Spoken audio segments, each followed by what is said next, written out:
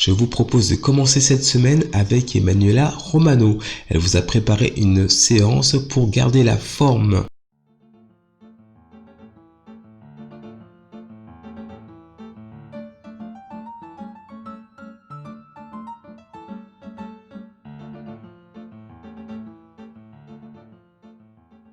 Bonjour. Alors, maintenant, aujourd'hui, on va bouger un petit peu avec les jambes. On va faire un travail avec les cuisses et avec l'arrière des jambes. Vous allez écarter les jambes plus de la largeur du bassin. Vous allez tourner un tout petit peu les pointes des pieds vers l'extérieur. Vous restez droit, le ventre rentré, et vous cherchez à garder les fesses serrées quand vous rallongez les jambes. Vous allez plier un genou et vous allez plier l'autre genou.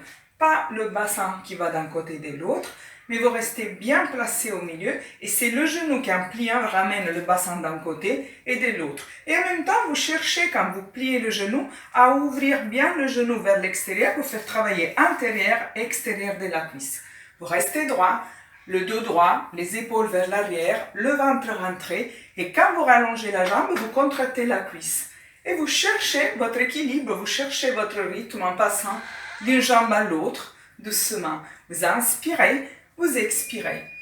Et maintenant, vous restez sur une cuisse et vous faites des petits battements de la jambe. Restez bien droit et vous allez toujours un peu plus loin. Si vous sentez que votre genou n'est pas sur la pointe du pied, c'est la pointe du pied que vous rajustez pour être avec le genou dans l'axe et pas avoir mal au genou. Et vous passez de l'autre côté et vous faites 8 petits battements, 8 petits genoux qui se plient et qui se relâchent. Tout doucement, tout petit. Si les genoux font mal, ce n'est pas nécessaire d'aller très loin. Vous faites juste petit. Vous devez sentir que le poids est sur la cuisse de façon que la cuisse s'engage. Et vous restez au milieu. Vous allez plier les deux genoux ensemble. Au début, vous restez droit avec le dos et vous faites des petits battements du bassin vers le bas. Même si les genoux, vous les pliez tout petits, vous avez déjà le poids sur les cuisses et vous restez droit. Vous restez avec le poids qui va vers le bas. Et vous pouvez monter et descendre les bras. On inspire, on expire. On inspire, on expire. Encore 3. Encore 2. Encore 1. Et vous remontez. Sinon, vous pouvez faire 3. Vous faites une petite pause et vous faites encore 3 après. Vous relâchez les jambes. Vous donnez quelques coups de pied à l'avant et à l'arrière. Et vous allez cette fois mettre les jambes, une jambe à l'avant, une jambe à l'arrière. Pas sur la même ligne parce que sinon vous n'allez pas avoir d'équilibre. Vous cherchez de laisser un espace comme si vous faites un pas. Vous êtes en train de marcher et vous laissez les pieds à cette distance. Pas trop large sinon vous allez perdre l'équilibre.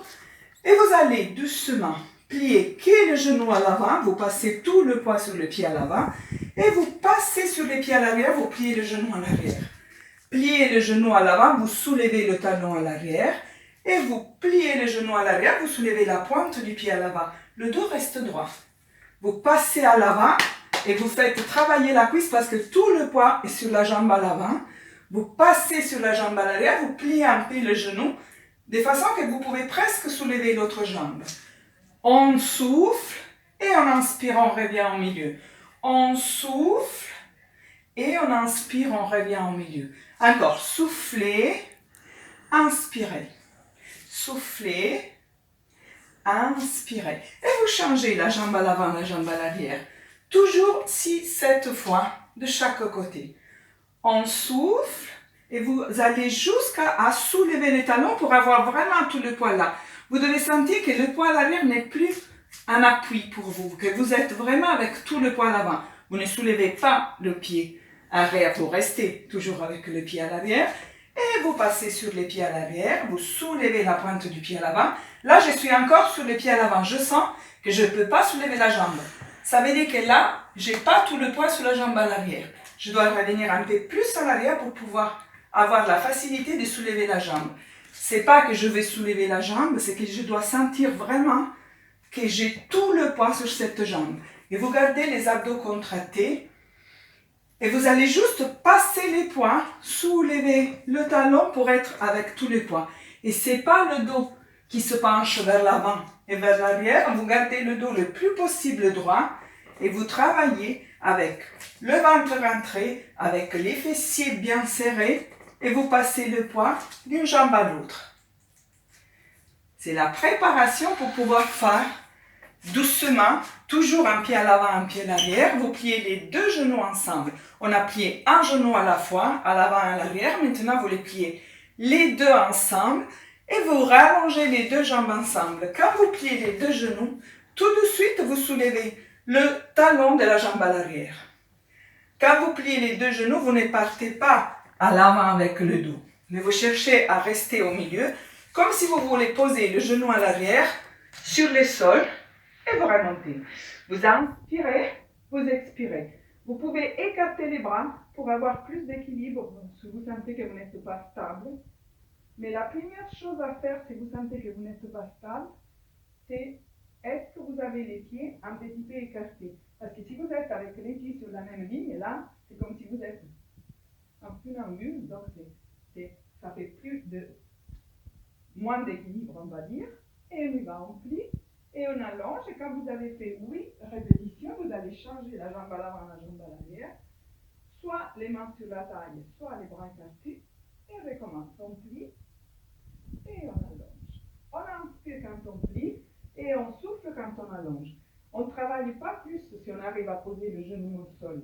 On travaille dès que vous avez les deux genoux pliés, vous êtes bien au milieu, vous sentez les poids sur les deux cuisses. Donc ne forcez pas les mouvements pour aller plus bas.